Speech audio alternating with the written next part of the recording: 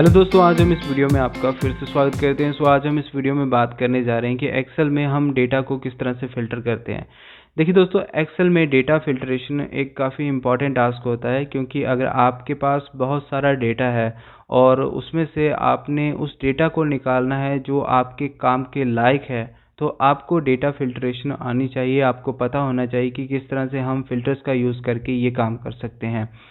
आज की इस वीडियो में हम आपको बताएंगे कि हम डेटा पर किस तरह का फ़िल्टर जो है अप्लाई कर सकते हैं और ये काम हम आसानी से कर सकते हैं। इसके लिए हम अपने कंप्यूटर स्क्रीन पर आते हैं और प्रैक्टिकली हम समझते हैं कि डेटा को किस तरह से हम फ़िल्टर कर सकते हैं। मेरे पास ये जो डेटा है ये काफ़ी है, सफिशिएंट है आपको समझाने के लिए कि किस तरह से फ़िल्ट्रेशन अप्लाई होती है। 1000 रोज़ का ये डेटा है और ये सफिशिएंट होगा आपको फ़िल्ट्रेशन समझाने के लिए। दोस्तों, 3 तरह की फ़िल्ट्रेशन हम यूज़ करते हैं डेटा को फ़िल्टर करने के लिए। सबसे पहले तो हम टेबल का यूज़ करते हैं।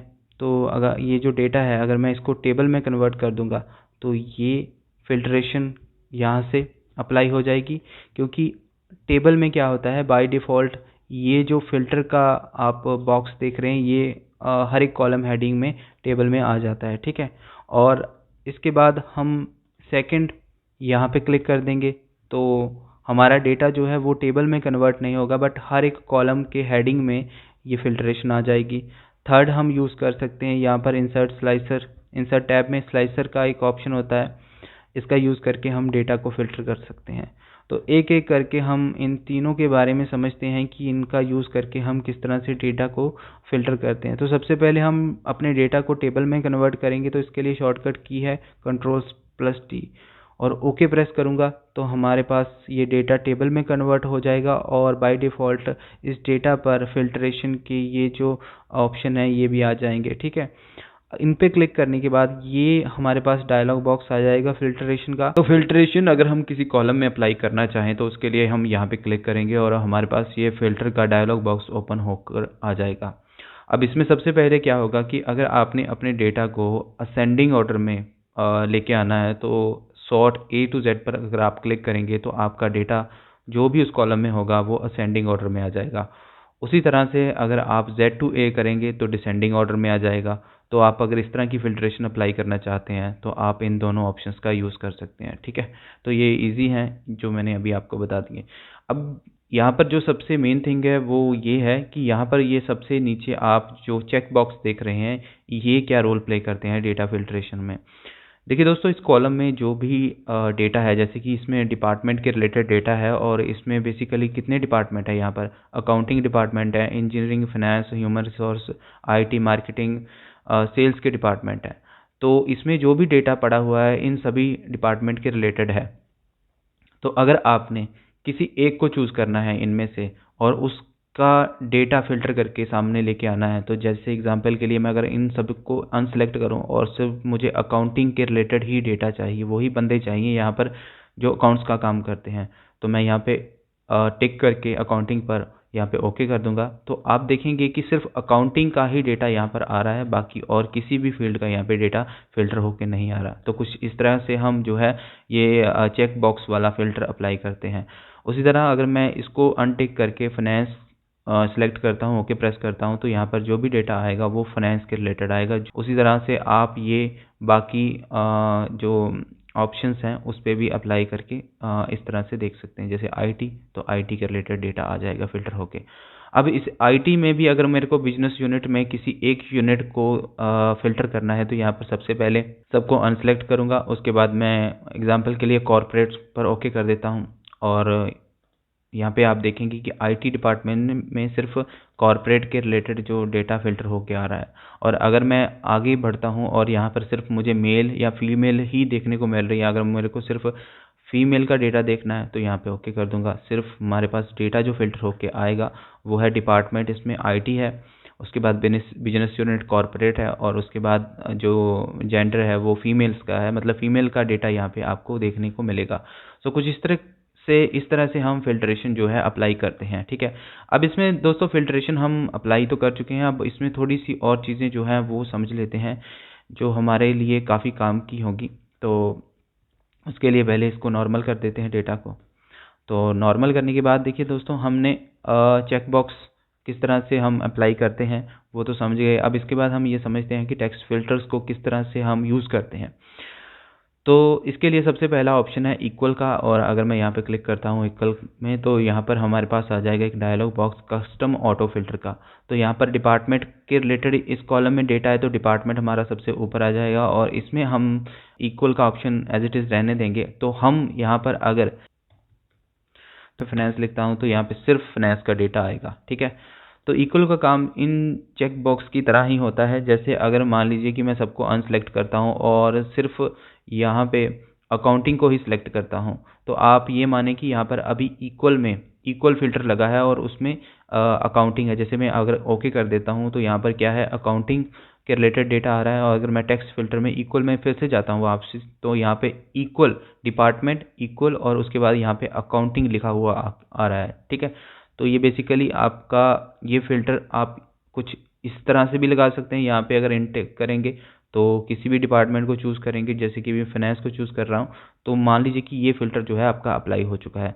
अब इसके बाद अगर हम बात करें डज नॉट इक्वल की, तो ये बेसिकली आपका क्या होता है कि जो आपने यहाँ पे क्राइटेरिया चूज़ किया है, जैसे एग्जांपल के लिए मैं सबको सिलेक्ट कर लेता हूँ, और अगर मैं यहाँ पे सिर्फ बाकी सभी का डेटा देखना चाहता हूँ बट मैं अकाउंटिंग का डेटा नहीं देखना चाहता और ओके प्रेस करूँगा, आप इस पूरे कॉलम में अकाउंटिंग को छोड़कर बाकी सारा यहाँ पे डेटा आपको देखने को मिलेगा।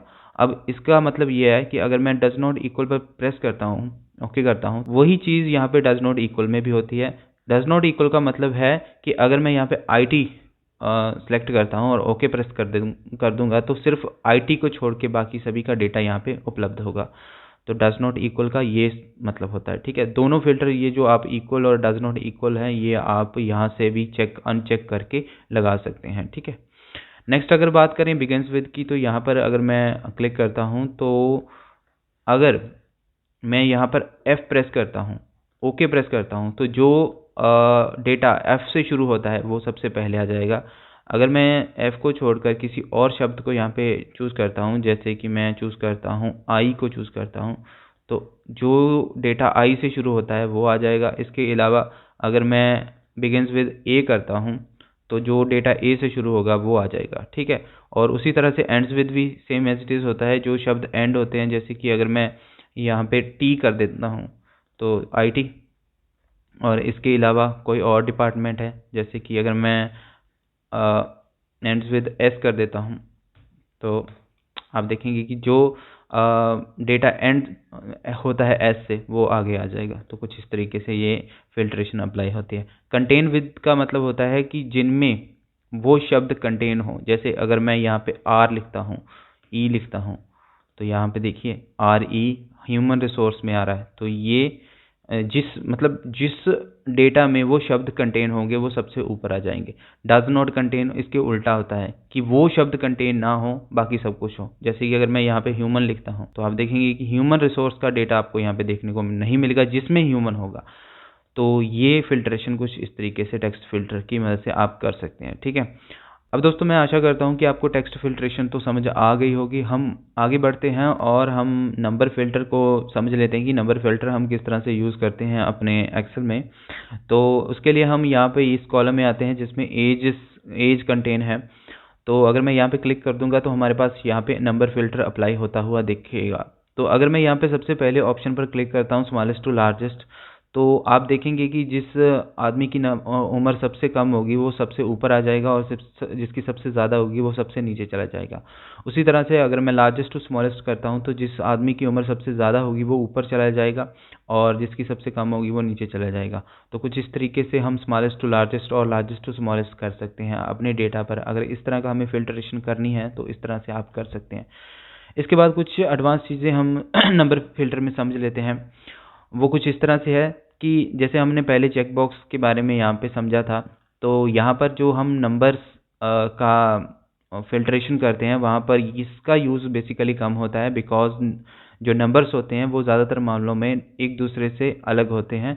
सो ये फिल्ट्रेशन यहाँ पर थोड़ी कम अप्लाई होती है। नंबर फिल्टर में आपको इन ऑप्शंस के बारे में अच्छी तरह से पता होना चाहिए, फिर आप नंबर्स की फिल्ट्रेशन ईजिली कर सकते हैं। तो सबसे पहले बात करते हैं इक्वल की, और अगर मैं यहाँ पे क्लिक करता हूँ तो मैं यहाँ पे वैल्यू भरता हूँ जैसे 50। तो ओके प्रेस करने के बाद हमारे पास सिर्फ उन पर्सन्स का डेटा आएगा जिनकी एज 50 है।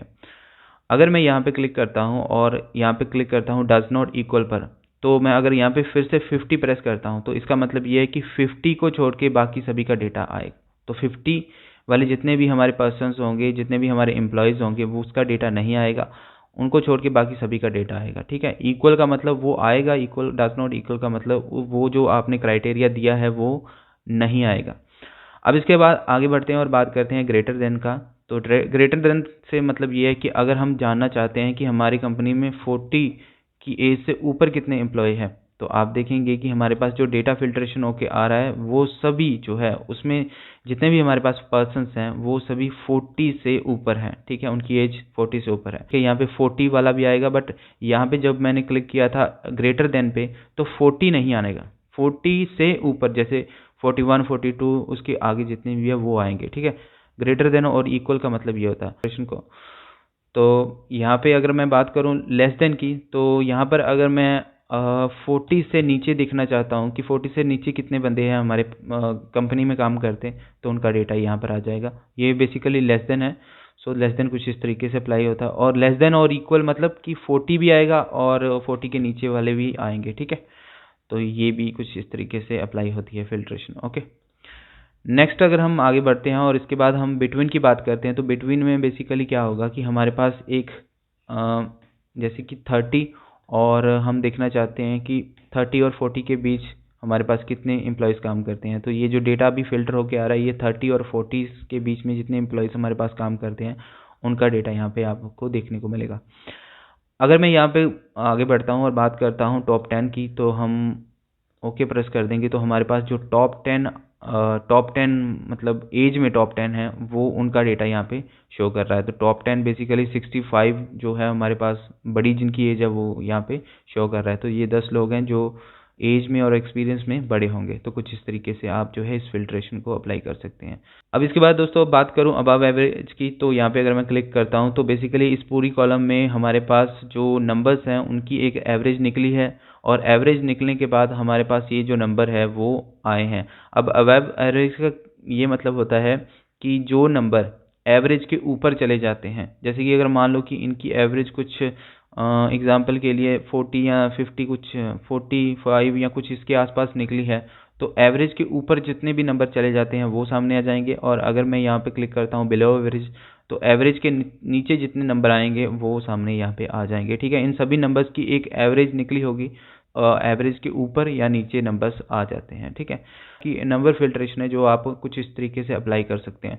अब दोस्तों इसके बाद हम नेक्स्ट फिल्टर की तरफ बढ़ते हैं, तो यहाँ पर हमारे पास डेट फिल्टर आ जाता है, और यहाँ पे अगर मैं क्लिक करता हूँ तो बेसिकली यहाँ पर हम डेट्स को फिल्टर कर सकते हैं अपने इस फिल्टर से। सो सबसे पहले अगर मैं सॉर्ट ओल्डेस्ट टू न्यूएस्ट करता हूँ तो यहाँ पर बेसिकली हमारा जो डेटा है वो ओल्डेस्ट टू न्यूएस्ट आ जाता है, मतलब कि जो सबसे पुरानी डेट है वो सबसे ऊपर चली जाएगी और सबसे जो नई डेट है वो सबसे नीचे चली जाएगी। और अगर मैं न्यूएस्ट टू ओल्डेस्ट करता हूँ तो जो सबसे लेटेस्ट इसमें एंट्री हुई है जिस डेट की वो सबसे ऊपर आ जाएगी, और जो सबसे पुरानी डेट है वो सबसे नीचे चली जाएगी। तो कुछ इस तरीके से हम इसका यूज़ कर सकते हैं। और ये तो बेसिकली दोनों ऑप्शन टेक्स्ट में, नंबर में और डेट में काफ़ी आसान है। अगर आप इनका यूज़ करते हैं करना चाहते हैं तो कुछ इस तरह से कर सकते हैं। अब इसके बाद आगे बढ़ते हैं और बात करते हैं यहाँ पर चेक बॉक्स की। तो ये बेसिकली आपको जो डेटा है यहाँ पे डेटा की रिप्रेजेंटेशन ये बहुत बढ़िया तरीके से दिखा रहा है, क्योंकि यहाँ पर बेसिकली अगर आप सबको अनसेलेक्ट करेंगे और यहाँ पे सिर्फ अगर आप 2020 का ही डेटा देखना चाहेंगे, सिर्फ उस पर ही ओके करेंगे, देन आपको यहाँ पे सिर्फ 2020 का ही डेटा देखने को मिलेगा। और अगर आप उसके अलावा किसी ईयर का डेटा देखना चाहेंगे, जैसे 2018 का देखना चाहूँगा, तो ये 2018 का डेटा यहाँ पे फिल्टर होके आ रहा है। और अगर मैं यहाँ पर 2018 में से किसी मंथ का डेटा देखना चाहूँगा तो इस प्लस आइकन पर क्लिक करूँगा और यहाँ पे मैं सबसे पहले किसी एक मंथ पर टिक कर दूँगा। जैसे कि पहले तो सबसे पहले इन सभी को अनटिक करूँगा, तो किसी एक मंथ का डेटा देखना चाहूँगा, जैसे अक्टूबर का देखना चाहूँगा, ओके प्रेस कर दूंगा तो यहाँ पे अक्टूबर का डेटा मेरे को देखने को मिलेगा। तो डेट फिल्टर कुछ इस तरीके से हम अपने डेटा पर अप्लाई कर सकते हैं, जो कि हमारे काफ़ी काम में आ सकता है। ठीक है, बाकी दोस्तों इसके बाद अगर मैं डेट फिल्टर्स में यहाँ पे इक्वल और बिफोर या आफ्टर की बात करूँ तो ये बेसिकली आपके तब यूज़ होते हैं, जैसे कि अभी के लिए हम 2023 में हैं और यहाँ पर अगर मैं यहाँ पर टुमारो या टुडे या यस्टरडे या लास्ट मंथ या पिछले कुछ सालों का डेटा देखना चाहूँ तो ये बेसिकली नहीं आएगा, बिकॉज अगर मैं नेक्स्ट मंथ का यहाँ पे देखना चाहूँ तो वो भी नहीं आएगा, अगर मैं नेक्स्ट वीक का देखना चाहूँ तो वो भी नहीं आएगा, क्योंकि हमारा जो साल है ये अभी 2023 चल रहा है। तो कुछ इस तरीके से इन ऑप्शंस का हम यहाँ पर बेसिकली यूज़ तो कर सकते हैं पर हमारा डेटा नहीं आएगा। अभी अगर मैं इक्वल्स की बात करूं तो ये भी बेसिकली वही चीज़ होगी, अगर आप यहाँ पे कोई डेट टाइप कर देंगे तो उस डेट के रिलेटेड जो है आपको डेटा यहाँ पे देखने को मिलेगा, ठीक है। और अगर आप बाकी बिफोर की बात करेंगे तो यहाँ पे अभी आप कोई हायर डेट बिफोर, यहाँ पे जैसे कि अगर मैं 20 जनवरी 2012 इसके पीछे का डेटा देखना चाहूँ तो हमारे पास ये जो डेटा फिल्टर होके आएगा ये सिर्फ 2012 से पीछे जितने भी एम्प्लॉयज़ इस कंपनी में आए हैं जिन्होंने ज्वाइनिंग की है उसका डेटा यहाँ पे शो कर रहा है, ठीक है। तो ये जो फिल्ट्रेशन है आप कुछ इस तरीके से अप्लाई कर सकते हैं। और आफ्टर कुछ उसी तरह से काम करेगा, आपने कोई डेट डाल दी और उसके आगे वाली डेट, जैसे कि मैं यहाँ पे डाल देता हूँ 20 जैन 2018 ओके प्रेस कर दूंगा तो हमें 2018 के आगे जितने लोगों ने यहाँ पे काम किया है या जिनकी हायरिंग हुई है उनका डेटा यहाँ पे आ रहा है, ठीक है। तो कुछ इस तरीके से। और अगर मैं यहाँ पे समझाता हूँ बिटवीन का, तो आप 2 डेट्स ले सकते हैं और उसके बीच में जिनकी यहाँ पे ज्वाइनिंग हुई है उनका डेटा यहाँ पे आ जाएगा। तो कुछ इस तरीके से डेट फिल्टर, नंबर फिल्टर और टेक्स्ट फिल्टर जो है आप अप्लाई कर सकते हैं अपने डेटा में, ठीक है।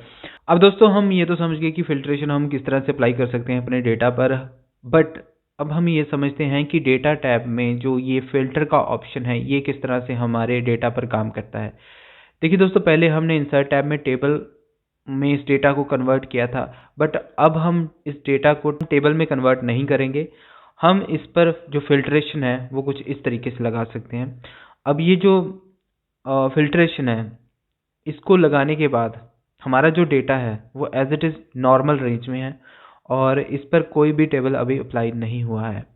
अब इस फिल्ट्रेशन का फ़ायदा ये होता है, जैसे कि मान लीजिए अभी मैं कंट्रोल Z कर रहा हूँ, अगर मैंने इस कॉलम पर सिर्फ इसी कॉलम पर फिल्ट्रेशन अप्लाई करनी है तो इसको सिलेक्ट करूँगा और फिल्टर पर क्लिक कर दूँगा। आप देखेंगे कि फिल्ट्रेशन सिर्फ इस कॉलम पर ही आई है। तो उसी तरह से अगर ये काम मैं शॉर्टकट की मदद से करना चाहूँ तो मैं कुछ इस तरह से कॉलम को सिलेक्ट करूँगा, कंट्रोल शिफ्ट और L प्रेस करूँगा तो कुछ इस तरीके से हमारा फिल्ट्रेशन जो है शॉर्टकट की मदद से आ जाएगा। सो इस तरह से फिल्ट्रेशन अप्लाई कर सकते हैं। कंट्रोल A करेंगे, सारे डेटा को सिलेक्ट करेंगे, फिर फिल्टर अप्लाई करेंगे तो फिर भी फिल्टर आ जाएंगे और बाकी जो इसके काम है वो मैंने आपको एक्सप्लेन कर दिए हैं, ठीक है। अब दोस्तों इसके बाद हम समझते हैं कि इंसर्ट स्लाइसर में ये जो इंसर्ट टैब में ये जो स्लाइसर है ये किस तरह से डेटा को फिल्टर करता है। अब दोस्तों इसके बाद हम इंसर्ट टैब में स्लाइसर की बात कर लेते हैं। तो इसके लिए हमें इस डेटा को फिर से टेबल में कन्वर्ट करना पड़ेगा। कंट्रोल T की मदद से मैं इस डेटा को टेबल में कन्वर्ट करूंगा और उसके बाद यहाँ पर इंसर्ट टैब में स्लाइसर इंसर्ट कर दूंगा। तो स्लाइसर का ये डायलॉग बॉक्स आ चुका है और ये स्लाइसर आपको मिलेगा आपके डेटा की सभी कॉलम्स का। तो आप जिस जिस कॉलम को फिल्टर करना चाहते हैं उस कॉलम पे टिक कर दीजिए। जैसे कि अभी मैं यहाँ पे जॉब टाइटल पर टिक कर रहा हूँ, उसके बाद यहाँ पे मैं डिपार्टमेंट पर और उसके बाद मैं यहाँ पे टिक कर दूंगा सिटी पर। तो ये 3 जो कॉलम हैं इनको ही मैंने फ़िल्टर करना है। एग्जाम्पल के लिए मुझे कोई क्राइटेरिया मिला है तो इन तीनों कॉलम को मैं सिलेक्ट करूँगा और उसके बाद ये तीनों कॉलम्स का जो स्लाइसेस है वो डिफरेंटली यहाँ पर आ जाएंगे। अब यहाँ पर क्या होगा कि जैसे मान लीजिए कि मैं अकाउंट रिप्रेजेंट पर क्लिक करता हूँ, उसके बाद यहाँ पे सेल्स पर क्लिक करता हूँ और आप देखेंगे जैसे जैसे मैं क्लिक करता जा रहा हूँ उसी तरह से हमारा बैकग्राउंड में डेटा भी फिल्टर होके आ रहा है। तो बेसिकली आप देखेंगे कि ये जो स्लाइसर्स हैं ये बेसिकली फिल्टर्स का ही एक अलग वर्जन है। आप जब स्लाइसर को इंसर्ट करते हैं तो बेसिकली आप इन जो फिल्टर्स है उनका ही यूज़ कर रहे होते हैं, बट थोड़ा सा ये दिखने में बढ़िया है और अच्छी तरीके से ये फिल्ट्रेशन अप्लाई करता है। जैसे कि मैं सीनियर एनालिसिस पर क्लिक करता हूँ और यहाँ पर मैं अकाउंटिंग में यहाँ पे सिटी में सेलेक्ट करता हूँ कोई, तो आप देखेंगे कि फ़िल्टर डेटा जो है बैकग्राउंड में कितना अच्छी तरह से कितना जल्दी फ़िल्टर होके आ रहा है। तो स्लाइसर्स की मदद से भी जो है आप ये काम कर सकते हैं, और स्लाइसर्स में जो फ़िल्टर क्लियर करने के लिए आप यहाँ पे क्लिक कर देंगे और यहाँ पे भी क्लिक कर देंगे। अगर आपको ये स्लाइसर्स नहीं चाहिए तो राइट क्लिक करें, रिमूव, राइट क्लिक करें, रिमूव, और यहाँ पे राइट क्लिक करें तो स्लाइसर्स को यहाँ पे रिमूव कर सकते हैं। अभी दोस्तों बाकी काम आपके ऊपर, आपकी प्रैक्टिस पर डिपेंड करता है कि आप इनकी प्रैक्टिस किस तरह से करते हैं। बाकी आज की इस वीडियो में बस इतना ही। अगर आपको ये वीडियो अच्छी लगी है तो प्लीज़ इसे लाइक और शेयर ज़रूर कर दें, और अगर आप इस चैनल पर नए हैं तो चैनल को सब्सक्राइब ज़रूर कर लें बेल आइकन के साथ। मिलते हैं हम अपनी अगली वीडियो में, तब तक के लिए thanks for watching, see you next video.